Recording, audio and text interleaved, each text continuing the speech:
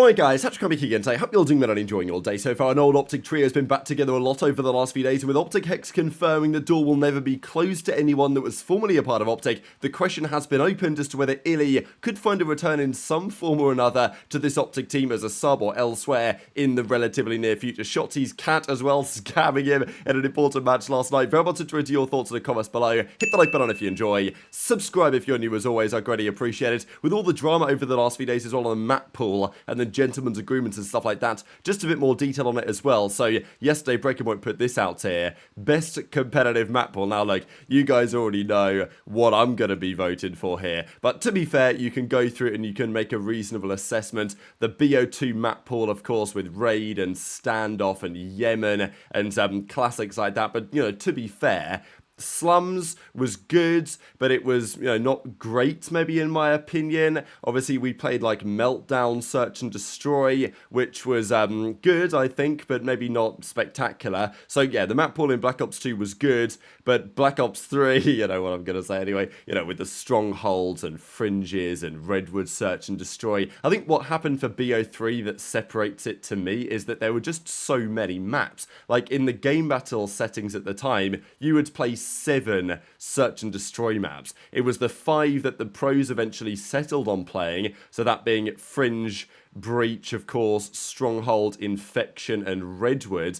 And then they also played Hunted and Evac at some point at the start of the game before they were then taken out. So of all the maps that arrived, there were legitimately 7 that were potentially competitively viable. Even Combine was played for Hardpoint right at the start of the game. That was one of the beta maps. And even the maps in Black Ops 3, like I was going through the Black Ops 3 map set the other day just because this is what I do in my spare time apparently, and just thinking through the maps. And they had stuff like Havoc and Metro, I think was another one, and Aquarium and stuff like this. These maps were considered like the worst maps in the game by competitive standards. And yet they would still play better for competitive than the vast majority of what we get today. So that's why BO3 gets the vote for me anyway. And people don't always agree, but whatever, I'll take it. Advanced Warfare, surprisingly low maybe in the rankings here. I thought that AW's map pool was pretty good. Obviously the game was very different in Advanced Warfare compared to what we've had before, so it was maybe difficult to design maps well for it. But I still love BioLab, one of my favourite ever maps in that game. Solar was great as well, of course. Detroit, among others.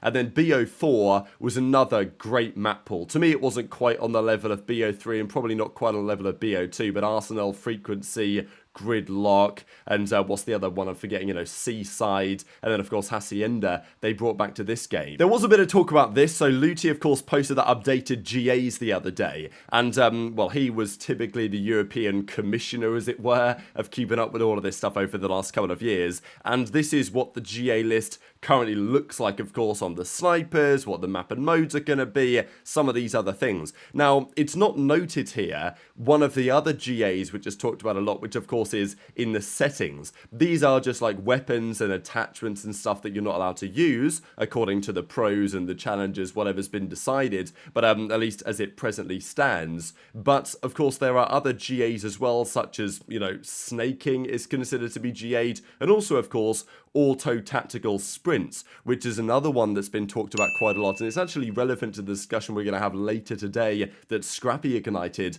over the last couple of days. But yeah, people were just speculating, oh, interesting, the Falcons coach doesn't have auto tac sprint in the GA list. I don't think there's anything in this, but of course last year it was a big talking point, wasn't it, when Abuzah came out and, well, he said he wasn't doing it, but obviously there were many pros that thought that Abuzah was using auto tactical sprint effectively, so that you just move the left stick forward, or even just single tap to sprint, or something that isn't the double tap to double sprint basically, as the pros enforce themselves to use, even if it isn't necessarily good for their left thumb or for the lifespan of their controller. But so we know that there can be a competitive advantage to be had by doing this. The feeling is from the pros that it increases the skill gap if you have this setting disabled, which may be fair enough, but of course there's a debate to be had at some point on where you draw that line. And you know, there was just some speculation in the replies, why is ATS not being listed here? Like, you know, maybe they used it or something, right? I don't know, pretty doubtful. Until we see any accusations, then obviously we're going to leave it there. But of course, we probably will see this season some sort of GA breaking accusations, but we definitely will. We saw plenty last year, and we're only a couple of weeks into the CDL now. We haven't really seen too much of that going around. Maybe a couple of yellow cards getting thrown here and there. I think Scrappy was talking about Cellium snaking him a bit on Skyline. So I think we've had one incident so far of maybe GAs getting broken, but there will be more, I'm sure, as the season gets fully underway. Now, OpTic, they have a different roster than they intended to have when the season got underway. Pred, of course, is gone, and Huke is now back into OpTic. Now, he's been with OpTic before. Of course, he's been with OpTic's overall organization before as well, when he was part of Envy way back in the day, then Dallas Empire, of course. I mean, he was part of Envy, Huke, back in Call of Duty World War II. Then in Black Ops 4, he was still part of Envy. They then loaned him over to Splice for the end of the season, and then he stayed on Envy with Dallas Empire going into the new season, even taking a pay cut to allow Shotzzy to come on board as well. And of course, the rest since then is history for that trio, well, that duo initially, and then trio with, of course, iLLeY coming on board as well into that organization, and then they win the World Championship in 2020. And the rest since then has been some ups, certainly some downs as well. But look, we know what's happened with Pred. We don't know everything that's happened with Pred, and maybe we never will, and that's probably fine. We know that he's no longer part of OpTic. It's been good to see that he's still been streaming a bit over the last few days. I mean, he was streaming again a couple of days ago now on the 21st, on the 19th as well. So it's nice to see that Pred is still around the scene, and I imagine, well, at least based on what he was talking about with Scrappy on that first stream that he did back, he was keeping up with the games a lot still, like the final weekends, still seems to be very involved heavily in, you know, the following the competitive Call of Duty space, which of course makes sense. He is a reigning world champion after all. But of course, ideally for Pred, he gets back to OpTic. He's talked about after Major 1, but we don't really know what the timelines for that type of thing would be. But Hex, of course, made it clear on the first podcast they did addressing the situation, which, you know, the whole situation has been so controversial for so many reasons. But Hex did say the door is not going to be closed to any former OpTic member. I think we've seen that with what happened with Kremp. I mean, look, Kremp, one of the greatest ever OpTic players, but towards the end of the tenure, it wasn't pretty, right? He had a big falling out with Scump.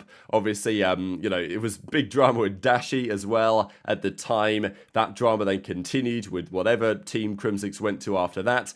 He then retired from COD. You know, he said a lot of things on stream about like the OpTic fans and the green wall and stuff, which, you know, didn't go down so well, I imagine, with Hex. And it almost felt a bit like that Kremp would be blocked from ever returning. But Kremp obviously, and maybe OpTic in a much better spot, and at least that relationship has been healed over time, and Kremp's now back in OpTic gaming over the last couple of weeks. So you can't rule out anyone of this kind of ilk returning to OpTic at some point, especially a player who, you know, won championships for the Green Wall, as, for example, iLLeY did when he was part of OpTic at the start of Vanguard. So this has been a question, because over the last couple of days, an old school trio has been back at it again. Not only are two of them part of OpTic still, but obviously the other one has been in the past and maybe will again in the future, who knows. So this was almost like a Halo level play, by the way, here from Huke, when he pops out of the top window, jumps backwards, and absolutely slabs this guy who had no idea what was going on there. But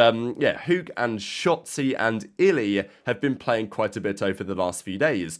Basically, all of these, you know, old school OpTic guys are now still part of the organization. Formal, Karma, obviously the Dynasty is all part of OpTic again now. And look, some members have gone, some members have stayed over the last few years. And of course, there's not many former players, apart from the legends, that are still going to maintain being a part of OpTic for the longer term. But we did see quite a lot of Shotzzy, Huke and iLLeY over the last few days. This is a particularly hilarious clip here on the red card, where iLLeY's kind of figuring out how to use the elevator, and well, I'll share it for you guys now, and then we'll talk a little bit more about what this might mean for iLLeY going forward.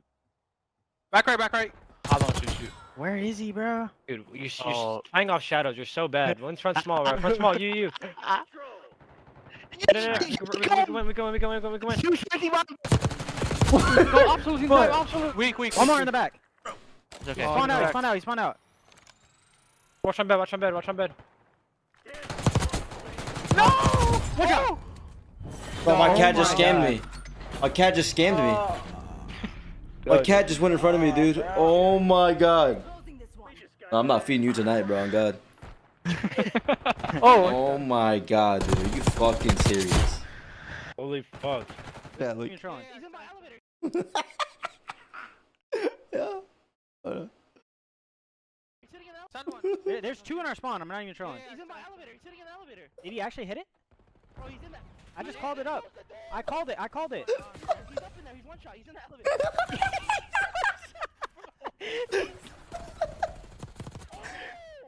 Yo, hit the alley. Hit the alley. He's right here, though. He's right here.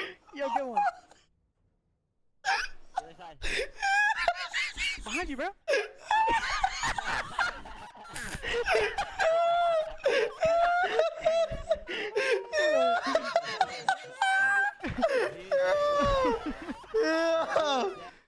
We know that iLLeY started the season in challenges, as did Huke, of course, let's not forget. So it was wild to think that this trio that were running things back in 2020, winning the World Championship that year, even in the following year, of course, they started pretty well going into Cold War. Then, you know, the relationship between Huke and Rambo and Kremp seemed to break down. Huke was then off the team. And then iLLeY and Shotzzy remained a duo for a long time until, of course, the thumb injury comes into play and, you know, obviously the other problems that we believe that iLLeY has been going through over the last couple of years. And there's been lots of speculation that that was at least part of the reason why OpTic parted ways in the way that they did. Like, you know, there was more to it than iLLeY, you know, the thumb injury and problems like that. There are other factors outside of the game as well. But the feeling is Huke is now, you know, maybe the best player that he's been in a long time. Certainly on this game, he was picked up very quickly to OpTic and would have been to another team as well, to be fair, if OpTic didn't have the pred situation to deal with. And then iLLeY has only just really come back on some level, right? Like the game dropped, he didn't really play it. But now he's back on his BS, right, being the chief grinder. And it's all he does. Scrims, chows, high roller wagers, 8s, whatever. iLLeY is there every single day. And look, he won a Challengers Cup recently as well. He got disqualified from the most recent one for some BS thing. But it's not like iLLeY is struggling in challenges. He's looking very good and is looking on a level where he could potentially come back into the CDL. So you got to think, I mean, the relationships are still very strong between Shotzzy, Huke and iLLeY. Huke's now back in the league. I'm not saying iLLeY is just going to waltz back into OpTic and they're going to drop Kenny and bring iLLeY back. Like, that's not going to be happening. It doesn't make sense to do so. Kenny should be and needs to be, in my opinion, a long-term part of this OpTic team. Even if his play online isn't always the best, Kenny, I still think the green will have to stand by him through thick and thin, to be honest, because I think he was the man with the difference. A crucial part of OpTic's success last season. So, like, iLLeY, if he is going to come back to OpTic, it's probably not going to be as a starter anytime soon, I wouldn't imagine. But could they need a substitute? Would iLLeY be an appropriate substitute? He could possibly run both roles. He's got pedigree with all of these guys. Of course, iLLeY, Shotzzy, Huke and Dashy was very briefly a team of 4 at the start of Modern Warfare 2 when Scump retired.